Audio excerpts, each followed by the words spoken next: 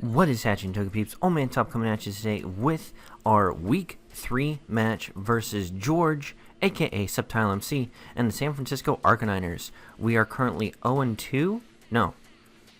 What week is this? This is Week 3. We are currently we're currently 0-2, and George is 1-1. So going into this, we really need a win. George really needs a win. He isn't happy with his loss, so we had to prep hard this week, and I apologize I didn't get a team builder up. Was super busy with training at work and lots of overtime. So we're going to quick run through of the team. We have Minior, Dark Matter, bringing it for the first time this week. White Herb, Shields Down, Acrobatic Stone Edge, Earthquake, and Shell Smash. Considered teching Hidden Power Ice on this for the Garchomp, but we didn't. We thought we had enough other stuff on here to take care of that. So, next we have Ronda Rousey, the Blissey. The thing that everyone was scared of before, but nobody is now because it lost. Leftovers, Natural Cure, Stealth Rock, Soft Boiled, Toxic, Seismic Toss, Bold Nature, Max HP, almost Max HP, Maximize the HP with 244, Max Defense 252, and then 12 in Special Defense. Forgot to mention that Minior was Jolly this week because unboosted we needed the speed to outspeed stuff and things. Then we're going to bring Coco Beware, the name recommended to us by former coach and fellow NCO member Yo Fizz, aka Fizzy Stardust, aka my BFF for life. Life Orb, Dazzling Gleam, Brave Bird, Wild Charge, Volt Switch.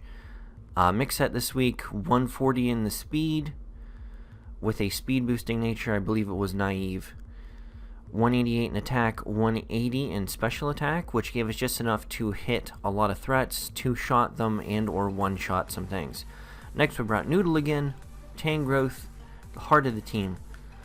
Assault Vest Regenerator, Leaf Storm, Rock Slide, Earthquake, Knockoff gives us great coverage against his team. Physically defensive this week, which allows us to switch into some of his more physical threats, namely Garchomp, and take hits while still being able to survive a Fire Blast. Next we have Massacre, the Chandelure, rocking that choice scarf again. Shandy likes its accessories, namely the scarf. Infiltrator, because we don't want him setting up subs on us. He has some things that can be scary subsetters.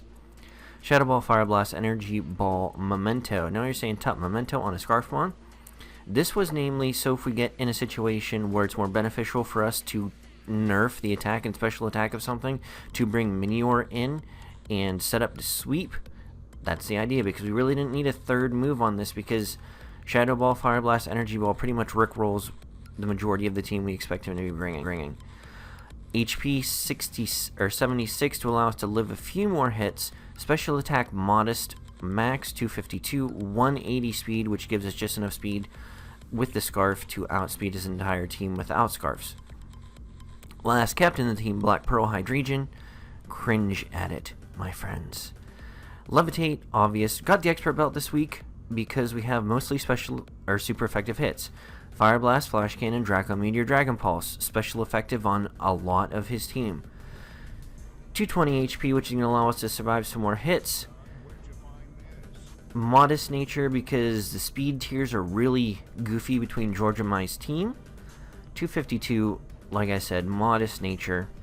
36 in the speed, which allows us to speed creep over the things that would speed creep an uninvested Hydreigon. So without further ado, let's jump into the match. Okay, we're going to get a good look at George's team right off the bat. Both Doges, Mew, Registeel, Garchomp, and Mineshow. Prep pretty good for Mineshow, even though it destroys my team. Garchomp we had pretty good prep for. Things we didn't see that we thought would come. Possibly Superior, possibly Drapion, and really surprised he didn't bring Togekiss because Registeel is now his only answer to Hydreigon. So we're going to lead off with Coco Beware because it should outspeed everything on his team barring Scarfers. Now, he's going to bring out Light Doge here, which is the Raikou. And Electric Train is going to be set up turn 1, and this is a really weird matchup because unless he's Scarfed, we outspeed him. If he's Assault Vest, we need to attack turn 1 because this is going to give us a really good idea as to what he is. And we know that Wild Charge will 2-hit KO any Assault Vest variant, and that amount of damage with the crit really makes it difficult for us to gauge exactly what it is, but I'm going to have to guess right off the bat that he was Assault Vest based off the damage. So Mind Chow is going to come in here, and not sure what it's going to do. Expected a fake out coming here. We do live one and then we kill it the next turn, but it's Scarfed. I was fully convinced he was not going to bring a Scarfed Mind Chow to this match because of the switch-ins I have for it once we know it's Scarfed. So, going to bring out Chandelure here. And he's going to bring in the Water Doge, which is Suicune, and we're going to fire off a big old Shadow Ball. Now, like I said, we're Scarfed, so this gives us a good range of a good gauge of damage, and he's more specially defensive than he is physically defensive. We don't see leftovers, so we don't know if this is also Scarfed, or I'm sorry, if this is also Assault Vest. So we switch out into Blissey because it'll lead up any hit from it, and he makes the aggressive switch and goes right into Garchomp, reading us like a book, but we switch in our Garchomp switch. He's going to set up the Stealth Rocks here, which is relatively unfortunate because we didn't really bring a way to get rid of them this week. So Rocks are up to stay, really only affecting Chandelure the most, and he's rocking the Toxic, so okay, not bad. If anything's going to be Toxic on the team, I would rather it be this, because we can switch in and out to get those delicious hits. Going for the Leaf Storm here, and that does about 50%, which I am more than pleased with. We don't see an item here, so it's very possible that he is Rocky Helmet, and this is a defensive variant, but pretty much anything else is going to take him out at this point. Raikkonen going to come back in. Just going to go for the knockoff, because I figured he would be switching out after that, and that is going to be enough to take out the Light Doge. And that is going to rack up another defensive kill for Tangrowth. Tangrowth being the beast that it is. Mew's going to come out here, and I don't know what he wants to do. He's going to set up a Swords Dance. Now, we stay in here. Looking back on this may not have been our best play to go. We could have made a more aggressive offensive switch. Gonna show that he is rocking the Cobra Berry, and we're gonna knock off, and that is gonna do pitiful damage, letting us know that he is a little bit more bulky than he is offensive, giving us the go-ahead to know that we'll be able to take some hits from it. Gonna go for the Leech Life here, and we do survive that fairly comfortably, but unfortunately I don't think we are going to survive the Toxic damage, which, looking back, not switching out at this point was fairly unfortunate. And pardon me, we are going to go down to the Toxic damage, giving Garchomp the kill because it did poison us. We're going to go out into Hydreigon here. I want to bluff the Scarf, and I just want to Draco Meteor because I figured he was going to switch, and he's going to Leech Life here. Now here is where the defensive investment is going to pull in. Without the defensive investment, that would have almost guaranteed to kill us. But all that health getting sucked out of us is going to take him back to full health. So I'm thinking, okay, we're still hitting this with a Draco Meteor. This is going to do huge amounts of damage. And he lives that very comfortably. So if he has Roost, we just shafted ourselves so hard and pretty much sacrificed Hydreigon for nothing. We're going to go around Drowsy because we know based on the damage it has, we will live any one hit from it unless it has a fighting type move. Earthquake is not going to do much. It will do far less than half. And we live that with more than half. So defensive investment was worth it. Leftover is going to get us back to a comfortable amount of health. And I really thought he was going to switch out here, but he's just going to Swords Dance. And I was thinking to myself, what is he doing with this? Is it possible he doesn't have Roost? I really thought he was going to switch out here, which is why I Toxic'd. Because Mew has Synchronized, and I wouldn't want to Toxic myself, even though I have Natural Cure and can switch out of it. So that's not the biggest deal in the world. I didn't think he was going to go into Registeel, which is why I was comfortable Toxicing at that point. But I'm really over-predicting mid-match, and it cost me Tangrowth. Well, that stupid play cost me Tangrowth. It's cost me almost all of Hydreigon's health, and it's got me to a level of poison with Blissey. Now, he's going to take me out with this second Earthquake because he did Swords Dance up there. But I know I'll be able to come in, and the things I have faster than him are going to be faster than him. Now, oh, I was so frustrated at this match because of my slow play. I honestly forgot what I went to at this point. Oh, we double switch out here. Gonna go into Black Pearl because we thought the Earthquake might be coming, and I honestly don't know why I made this double switch, because I was faster than it because I was scarfed. I know what I was thinking this whole time. I thought he had Sucker Punch in the back to be able to beat Scarf Chandelure, but he didn't use that, so 2 Mons now have taken Stealth Rock damage when only 1 has needed to. Dr. Pan is going to come out here, and I am without a safe switch in. He's just going to U-turn, which is going to take out Black Pearl, so Pearl goes down with doing, I don't want to say next to nothing, because it did hit that big Draco Meteor, but with little effect this week. We are not playing Hydreigon the way it should be played. Water Doge comes out here, and it's the only Mon I don't want to see.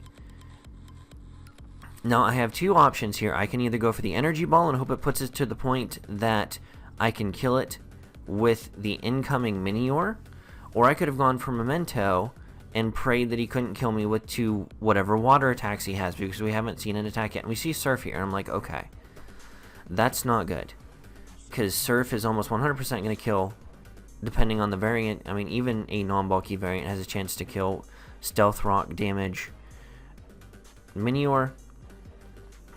So he was not put into the range that a Stone Edge would kill him without a boost, which makes me sad face.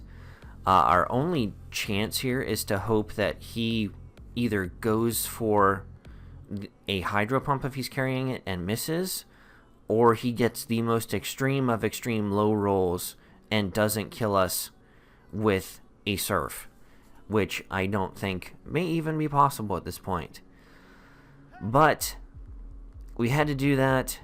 We really should have went for, looking back on it, we would have put ourselves in a better position going with the Memento, putting him at -2 special attack. I talked to George afterwards, and he was carrying the Hydro Pump, so even with the drop, there was a possibility that he would have taken us out, and there wasn't a 100% guarantee that we would have taken him out at that point with the combination of either a Stone Edge. I would have probably had to hit a Stone Edge crit in order to take it out from the range it was before the second Energy Ball attack from the Chandelure. So, GG George, read me like a book and play me like a fiddle.